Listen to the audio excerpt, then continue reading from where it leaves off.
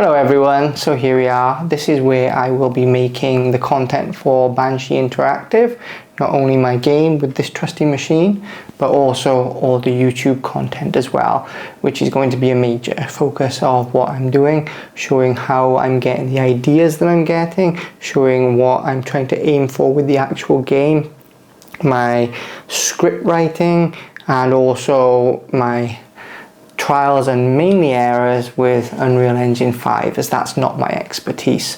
So this is exactly what you're going to have to it's difficult being on camera, totally difficult. So this is the sort of thing that you're going to expect when you watch some Banshee Interactive content. Mainly it's going to be focused on, in the beginning, two things. Number one is going to be how I change my setup from a photography oriented setup into a game dev oriented setup with expansion into sound. I want to do some recording, I play guitar, I want to do Foley, there's quite a lot of stuff that I want to do. A little bit of voiceover myself, perhaps, just to give a little bit of life to the characters and the narrative. So that is one of the aspects that is going to be. The other aspect is obviously the gameplay side. So I've had this setup, well, I've had this computer for only a couple of months. I've upgraded it, but my actual setup that you can see here, I've had for 3 years, maybe a little bit more now, and first of all, I'm kind of getting bored of it, so I fancy a little bit of a switch around. And second of all, there's certain advancements that I think I want to explore already for my video game making, like TMR keyboards, mice, stuff like that, just stuff that's come out in the past 3 years that I believe are worthy of note and trying out. So there's going to be sort of an almost review lifestyle side as well as the Unreal side. I'm just waiting on a parcel, which is going to be a massive upgrade for the channel, for myself, and also for the game. So I'm just every time a car passes, I'm like, oh, who's that? Because being in Thailand, you don't want to miss the post, really. So a little bit of caffeine down me, and we can carry on then. So as I was saying, I really want to test some stuff out, because like I've got this mouse here which I've loved for a long time. This is the Razer Basilisk X.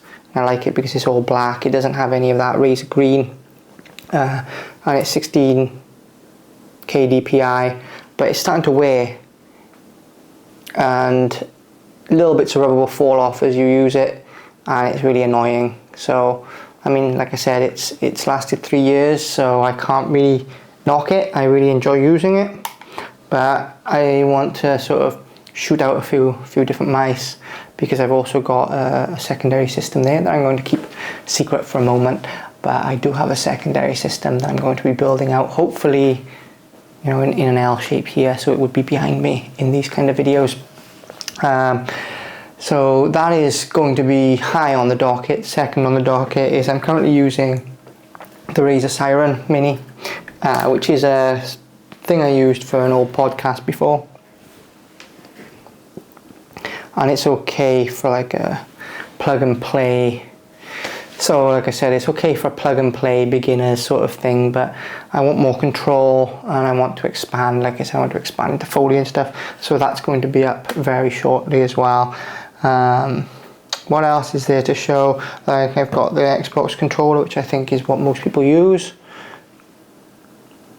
Let's see if I can get that focused. So I got the Xbox controller here, which is what most people use, right? But I think that I want to experience a few different controllers, and I want to see what the market has. And then, like I said, I've got sort of 2 systems, perhaps a third in the future that I don't mind sort of making something for.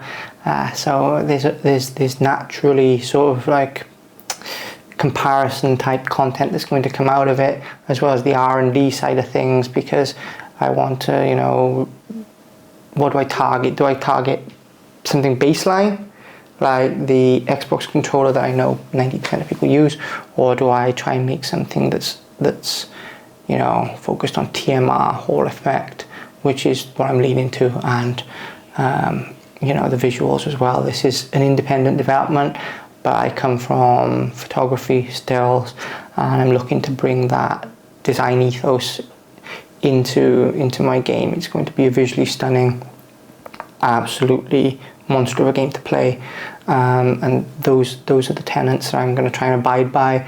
And when I'm reviewing games, or I'm not, I shouldn't say reviewing, but when I'm doing the, you know, playing through the games, dissecting them, that's what I'm looking for, because there's games that I vividly remember, but I don't actually remember anything about, like Dino Crisis, that just came out on Steam, and I remember loving that game as a kid. I remember being stuck and frustrated as well, but the memory's there, right? There must have been something. And the other thing as well that I think people miss out is they look back with rose-tinted glasses or with nostalgia, and it's like, oh, you know, this is an old polygonal game, whatever. But what they don't realize is games like Dino Crisis, Fear Effect, they really pushed the hardware at the time. You know, Dino Crisis going into fully 3D environments, Fear Effect with just all the stuff that they were doing with motion capture, motion video and stuff like that. I think that people forget that. I think people forget that these games pushed boundaries, and I think that that's what's missing in the indie scene. You know, we've seen it, you know, explode recently with, I'd say, Senua's Saga was the first one, or even the first Hellblade, and then, you know, we've got stuff from Plague Tale, which I know is AA, it's not indie, but even, you know, Sandfall Interactive have just exploded on the scene, because they didn't want to make something nostalgic, they didn't want to make something that was small, they wanted to make something that was theirs, inspired by stuff that has been watered down, and that's what I'm doing. I want to make something that's mine, totally mine, visually mine, narratively mine, but it's going to be a Frankenstein. It's going to take the things that I love from old games that, you know, really shaped me, and they're not that obscure, let's be honest. Anyone my age will tell you the exact same games: Final Fantasy VII, Resident Evil, Silent Hill, and Metal Gear Solid.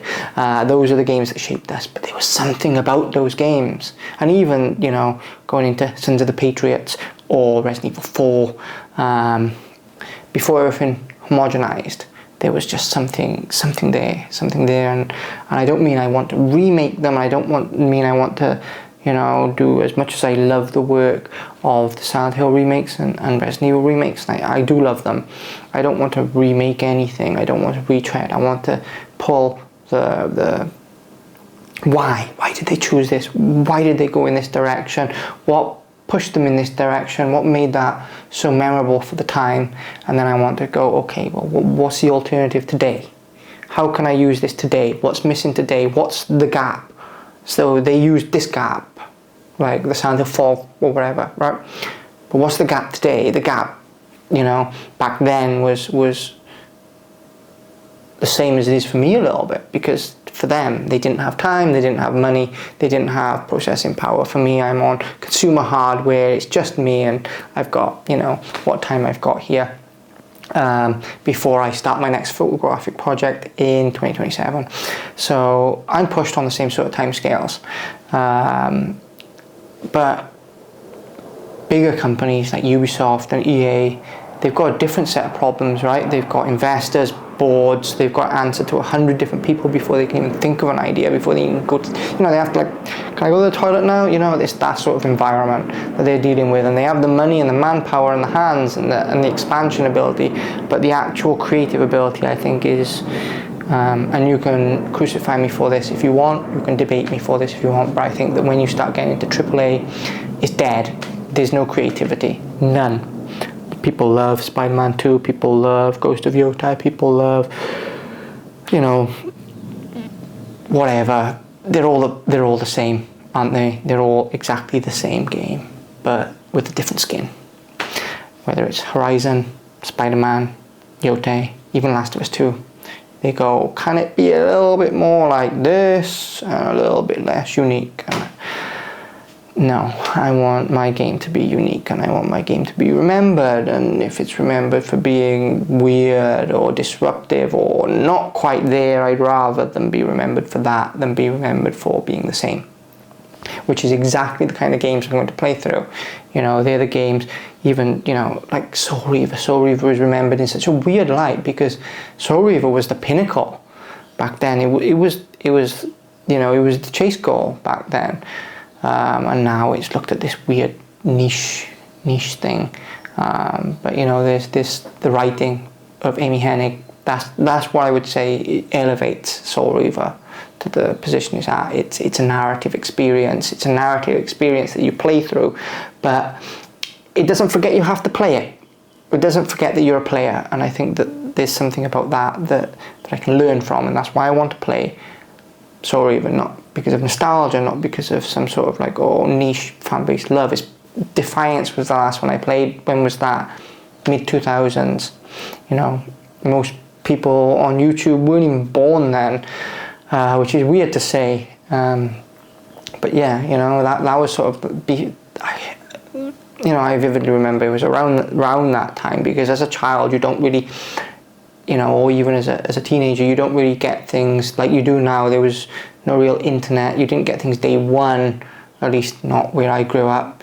And that sort of era, I remember things sort of coming to an end. There was like Defiance, and then it was like Gran Turismo 4, then there was Metal Gear Solid 3, and then I felt like that was it. That was like Gran Turismo 4, Metal Gear Solid 3, they sort of put gaming into where it would then go with PlayStation 3, Xbox 360. So Defiance to me is sort of an end cap to that era, and my numbers might not be right. I have to research and see exactly what dates they all came out, or it might just, like I said, been that feeling of, oh yeah, this game is like the last of its race. So yeah, that's kind of what we're doing here. There's going to be a lot of rambling, a lot of talking, a lot of introspection. I'm not here to perform and be a clown. I'm here to decide what the hell it was that I liked about these games, what I hated about these games, why they worked, why they didn't work, what I'm going to steal, what I'm going to borrow, and then obviously the hobby side, the lifestyle side, which I want people to understand as well, is a hobby and is a lifestyle thing. You know, do I need a 5080? Do I need a Haven case? Do I need an i9 for my photograph work? Yes, I need all those things, which is why I purchased them. But alternatively, do I need a TMR keyboard? Do I need, you know, like an 8K polling mouse? Do I need, you know, Hall effect joysticks? The answer is unequivocally no. That's the hobby side. That's the side that takes over, that makes you want the best, to push the boundaries, to experience the best. And I'm not going to apologize for that, not for a moment. This is Banshee Interactive. I'm David Roberts, and remember, this is not a simulation.